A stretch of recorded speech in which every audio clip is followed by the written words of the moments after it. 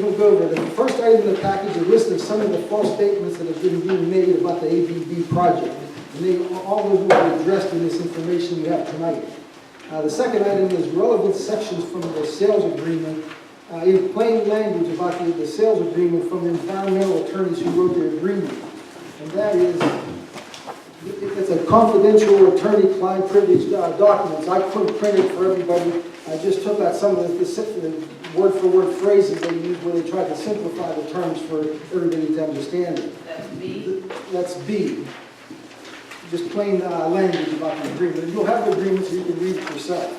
The third item is questions that were asked and answered by our environmental engineer, Dave Perry of the American Geoscience. The fourth is the actual 22-page sales agreement. The fifth item is the actual DEP consent order, and that's 15 pages, which we'll be able to read. The seventh is that ABB property description that I told you the gateway prepared and made that slideshow at our last meeting. We're not even going to get into that, but I have a copy of it for you in case you missed it.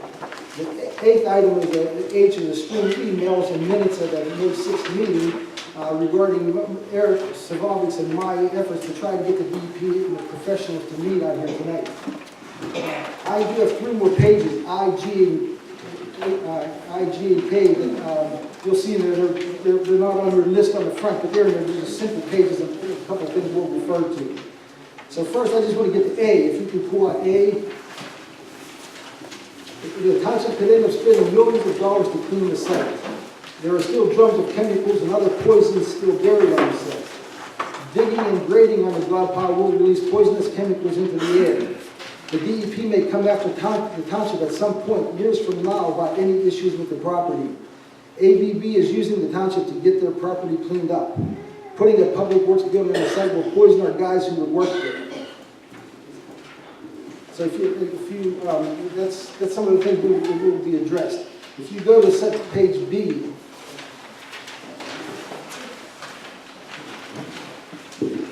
that's relevant sections of the sales agreement it's actually a summary from the environmental attorneys Brad Tukey and Dave Mongola, who actually wrote the agreement.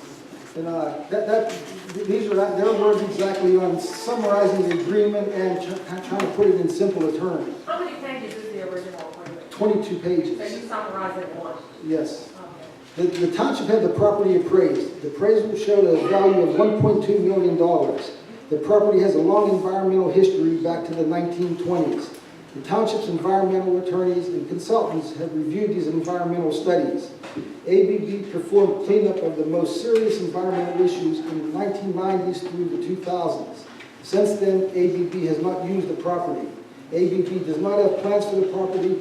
The township is interested in the property for a public works building and a roadway to connect to the nearby school. Again, this is a prior board, and to make sure all environmental issues on the property have been resolved. The overall concept of the contract is ABB will sell the property to the township for a nominal price, and it was $10. And the agreement behind that was that any grant money we get, it can be applied towards the cleanup, but not for the purchase price. And the grant people, the federal government, and the DEP were fine with us having a nominal price of $10 and committing to up to $450,000 for the cleanup. Because then, if we got the grant, it goes towards that, and you'll see that in a minute. The township will spend up to $450,000 to perform environmental work on the property to obtain an Act 2 release from the township. The township can obtain grants to cover its costs, and such grants will reduce the amount the township has to spend on environmental work. And ABB will remain on the hook for any costs in excess of $450,000. So if we got a grant for $200,000, we would end up having to owe $250,000 towards the project, and ABB would have to pick up the difference. It did end up that we got $1.88 million in the grant. An Act 2 release is an approval by DEP that the property has been cleaned up to meet applicable requirements. And those are whether they call it a residential standard or a commercial standard.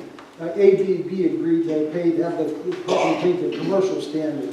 The property is currently zoned as business park, so they agreed to do that. If we would have demanded or tried to require them to go to a residential standard, it would have cost a lot more money to get it to residential standard, and we understood their position. The cost of the Act 2 work. Cecil shall be responsible for the first $450,000 of the Act 2 work, costs and expenses. Act 2 work costs and expenses above $450,000 shall be ABB's responsibility. There is no cap.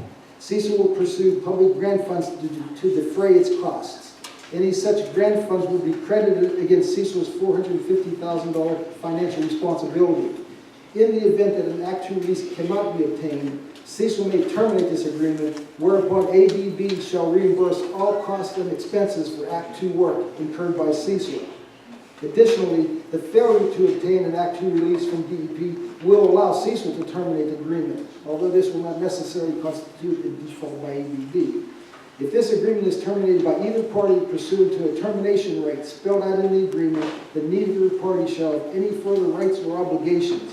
However, ABB shall nevertheless be obligated to reimburse Cecil for all costs and expenses incurred by Cecil for the Act 2 work. Okay, hang on right quick, kind of off. So you're saying that under how it was cleaned up now, it was cleaned up as a commercial grade at the 450 cost for the township minus the 250 grant that turned out to be was 1.112 No, that million. 250 was just we owed 450 initially for the sales agreement. Okay. Anything over they would owe, if we got a grant, if it would have been a $100,000 grant, then we would have owed $350. Okay, so my question is this, if it's deemed commercial grade cleanup, what's the price difference to put it to a residential? I mean, because you kind of skirted over that point. I don't know that. You I don't even know have a roundabout idea. ABB and DEP said they know it's even a harder standard to meet, so they didn't even look at it. We didn't pursue that. So- We weren't interested in the residential standard anyhow. We have thousands of residential acres of property that can be residential. We need to reinforce our tax base with some commercial, not residential. Anyhow, go to C. Would you go to C, please? Section C. These are questions answered by our environmental engineer, I'm David going to interrupt you Perry. again, but are we going to, you're going to read all this No, stuff, and then we're going to no. go back and remember all this, and then go back and... That's why you can look at it now as we go. Well, I mean, we didn't even let us get the A and B. We'll get that. Oh, We'll get to it. yeah, you know.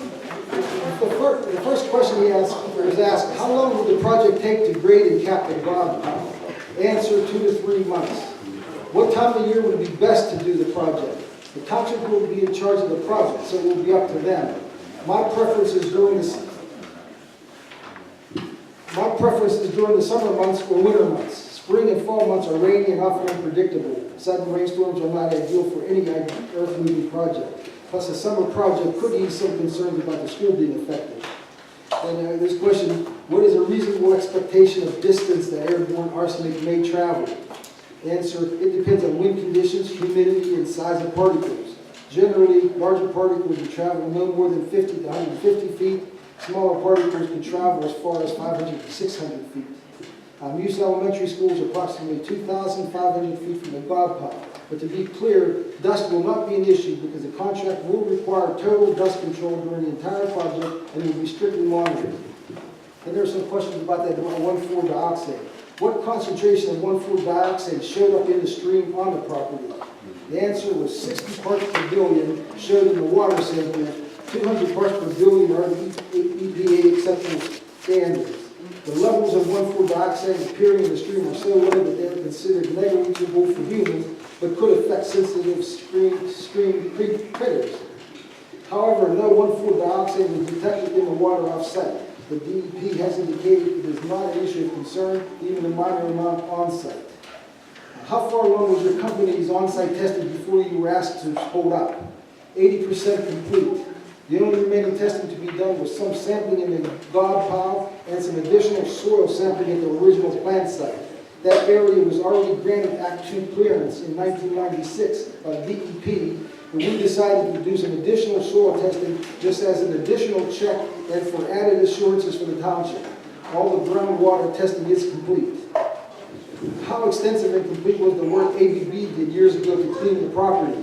Answer, 50,000 tons of impacted soil was hauled off-site. That's almost 2,300 triaxle loads. They spent over $4 million for that cleanup project. Since that cleanup years ago, any compounds in the soil adjacent to the already excavated soil would have been extremely degraded through the years. That's why the current water samples are showing such low, if any, contaminant levels. How many new soil core borings were done throughout the site? These are the new ones we're talking about now. That he did just this past year in 2018. 11 soil core borings all down to the bedrock. 5 borings were in the undeveloped area. That's the area that we looked at for our public works building. And 6 borings were in the former landfill area. Once we start up again, 6 additional soil borings will be done in the bony pile and 12 borings will be done in the main plant area. Question, how many new water test wells were drilled? Answer, 5 new monitoring wells were completed. These new wells are being monitored. And when was that, 2018? Yeah, all through the year, it did it, it's an 8-month project. How many on-site water samples were taken? 50. What did the water samples show? Answer, minor amounts of various constituents, chemicals were detected, but not in any concentration where the DEP would require even a closer look. How many off-property water samples did you take? 7 surface water off-site samples were taken. No chemicals were detected, including 1,4 dioxide. The reason was that the concentrations on-site are very low to begin with, so as they moved downstream, they were diffused, diluted, and degraded. No chemicals made it past the property boundaries. How much has the township spent so far? $258,503. And that's the not just that's legal fees and all our engineering. It wasn't just the testing. And is that recently this money, or is that just recent? since? As this project started in 2018, we spent 258 of the 450,000 we would be obligated to spend to reach that high. How much more will it cost to finish all the testing? Answer, $90,000 to $100,000. What do you know about the 30-acre undeveloped site that the township is interested in for a public works building? The 30-acre undeveloped site is virgin ground. Neither the coal company nor the chemical company ever used that area. Soil tests from the 90s show no chemical impact. We just completed 5 new soil borings on the site to confirm and all show clean.